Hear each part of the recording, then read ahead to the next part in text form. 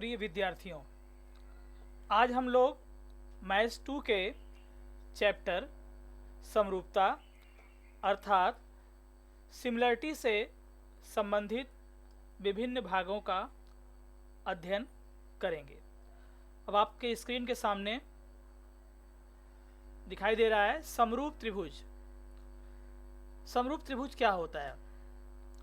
ये शब्द ऑलरेडी आप लोग पहले क्लास में पढ़ चुके हैं, फिर भी मैं यहाँ पे एक बार समझा दे रहा हूँ। दो त्रिभुज देखो दिखाई दे रहा है, एक त्रिभुज ए बी सी है, दूसरा त्रिभुज डी ई एफ है। तो समरूप होने के लिए दो कंडीशन है। पहला तो आपस में जो कोण है वो आपस में क्या होना चाहिए? सर्वांगसम होना चाहिए। जैसे कोण ए सर्वांगसम क्या हो? कोण डी के, कोण बी सर्वांगसम कोण ई के हो, कोण सी सर्वांगसम कोण एफ के हो। देखो यहाँ लिखा है ना, त्रिभुज ए बी सी तथा त्रिभुज डी ई एफ में यदि कोण ए सर्वांगसम कोण डी, कोण बी सर्वांगसम कोण ई, कोण सी सर्वांगसम कोण एफ और A B upon D equal to B C upon E F equal to A C upon D F, मतलब जो भुजाओं का अनुपात है वो आपस में क्या होना चाहिए? समान होना चाहिए। जैसे अगर ए बी अपान डी का अनुपात 1/2 है तो B C upon E F का अनुपात 1/2 हो, ए सी अपान डी एफ का भी अनुपात 1/2 होना चाहिए, ठीक ना। तब हम कह सकते हैं कि दोनों त्रिभुज परस्पर क्या होंगे? समरूप होंगे। समरूप के लिए देखो हम लोग ये चिन्ह का प्रयोग करते हैं, आप पहले पढ़ चुके हो। तो क्या होना चाहिए समरूप त्रिभुज के लिए? उनके कोण आपस में सर्वांगसम होना चाहिए और भुजाओं का अनुपात क्या होना चाहिए? समान होना चाहिए। तो हम उसे क्या बोलेंगे? समरूप त्रिभुज। तो कुल देखो 6 पार्ट हो गए, तीन एंगल हो गए और 3 क्या हो गए? भुजाएं हो गए। अब इनमें से केवल 3 का जो है 3 पार्ट लेके कुछ कसौटियां बनाई गई हैं जो आप आगे देखेंगे।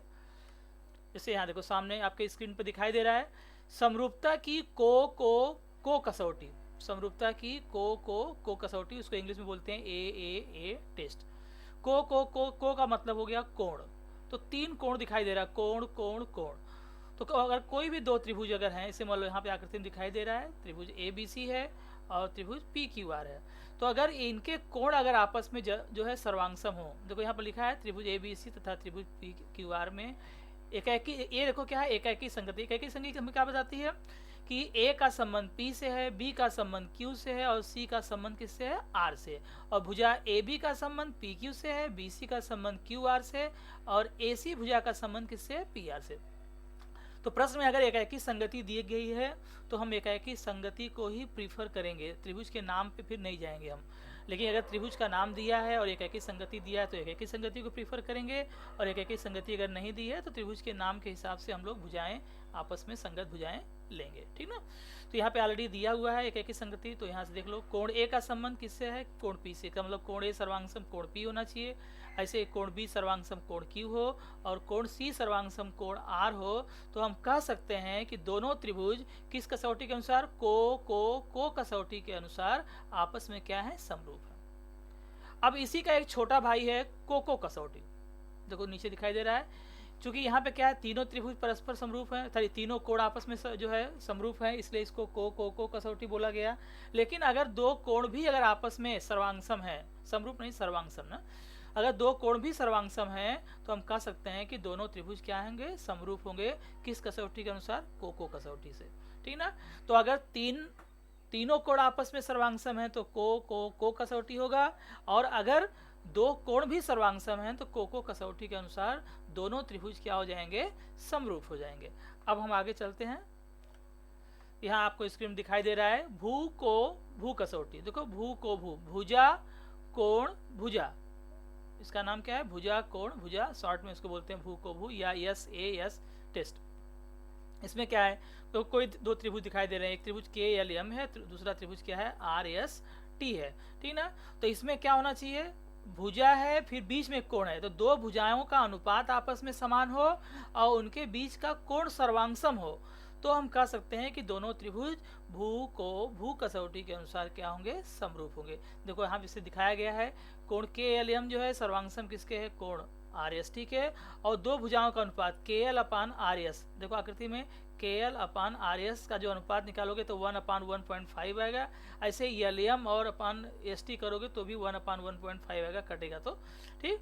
तो ये भुजाओं का अनुपात आपस में क्या है? समान है, ठीक। अनुपात समान हो गया और उनके बीच के कोण आपस में क्या होंगे? सर्वांगसम हो गए। तो हम कह सकते हैं कि दोनों त्रिभुज जो है क्या है, समरूप हैं किस कसौटी के अनुसार, भू कसौटी से समरूप हैं। अब अगला देखो, यहाँ पे क्या है, भू कसौटी, भुजा भुजा भुजा कसौटी या यस टेस्ट, ठीक ना।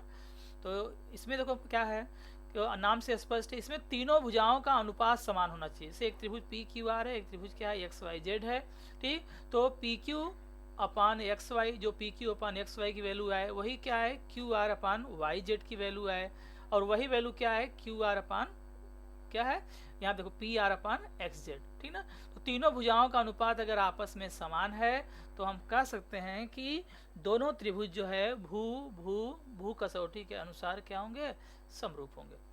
तो समझ में आया। आप सबसे पहले क्या पढ़े, को कसौटी, फिर उसी का छोटा हिस्सा है को कसौटी, फिर भू कसौटी पढ़े, फिर भू कसौटी। ये सब समरूप त्रिभुजों की कसौटियां हैं जिसका हम लोग आगे प्रश्नों को हल करने में उपयोग करेंगे।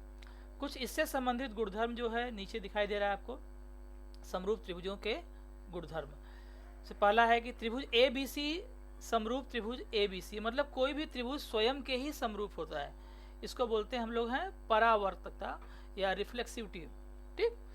सेकंड क्या है, त्रिभुज ए बी सी अगर समरूप है त्रिभुज डी ई एफ के, और डी ई तो हम कह सकते हैं कि डी ई एफ समरूप किसके होगा, ए बी सी के। देखो वही उल्टा हो गया, ए बी सी समरूप अगर डी ई एफ है तो डी ई एफ समरूप क्या हो जाएगा, ए बी सी हो जाएगा, बराबर। इसको बोलते हैं सममिति। फिर अगला है कि यदि त्रिभुज ए बी सी समरूप है त्रिभुज डी ई एफ के, और डी ई एफ समरूप है किसके, जी एच आई के। देखो ध्यान दो, दोनों में डी ई एफ क्या है, कॉमन है, यहाँ भी है यहाँ भी है। तो हम कह सकते हैं त्रिभुज ए बी सी समरूप हो जाएगा किसके, त्रिभुज जी एच आई के। लिखा है यहाँ पे त्रिभुज ए बी समरूप किसके हो गया, त्रिभुज जी एच आई के। इसको बोलते हैं हम लोग हैं संक्रामकता। तो ये कुछ कसौटियाँ थी जिनके बारे में, समरूप त्रिभुज क्या होता है और उससे संबंधित क्या कसौटियाँ हैं, उसके गुणधर्म हैं। बस इसका वीडियो हम इतना ही इसमें बनाना था हमको, आगे वाला वीडियो हम अगले पार्ट में बनाएंगे। आज का जो वर्चुअल क्लास है अभी समाप्त हुआ। वीडियो को बार बार देखिए, उसको सब्सक्राइब करिए और उसको समझने का प्रयास कीजिए, और नोटबुक पर उसको नोट करते रहिए। धन्यवाद।